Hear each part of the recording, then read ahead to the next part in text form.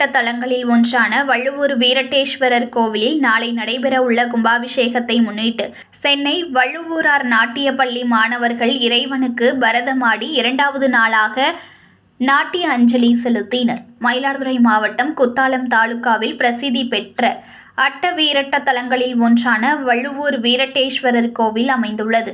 இக்கோவிலின் கும்பாபிஷேகம் நாளை காலை 9 மணி முதல் 10 மணிக்குள் நடைபெற உள்ளது. இதனை முன்னிட்டு பல்வேறு ஆதீன கர்த்தார்கள், உச்சநீதிமன்ற நீதிபதி உள்ளிட்ட முக்கியஸ்தர்கள் கோவிலில் நடைபெறும் யாகசாலை பூஜையில் கலந்து கொண்டு வழிபாடு நடத்தி வருகின்றனர். இந்நிலையில் கும்பாபிஷேகத்தை முன்னிட்டு பரதநாட்டியத்தில் வள்ளுவூர் பாணியை உருவாக்கிய வள்ளுவூர் ராமையா பிள்ளையின் பேரன் வள்ளுவூர் செந்தில்குமார் குழுவினர் நடத்திய நாட்டியாஞ்சலி விழா இரண்டாவது நாளாக இன்றும் நடைபெற்றது.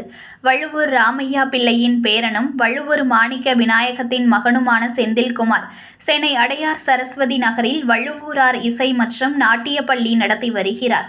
இவர் வள்ளுவூர் கோவில் கும்பாபிஷேகத்தை முன்னிட்டு தன்னிடம் பரதம் பயிலும் மாணவிகளை கொண்டு வள்ளுவூர் வீரட்டேஸ்வரர் கோவில் வளாகத்தில் நாட்டியாஞ்சலி நிகழ்ச்சியை நடத்தி இறைவனுக்கு பரதநாட்டிய மாணவிகள் பரதத்தால் நாட்டியாஞ்சலி செலுத்தினர்.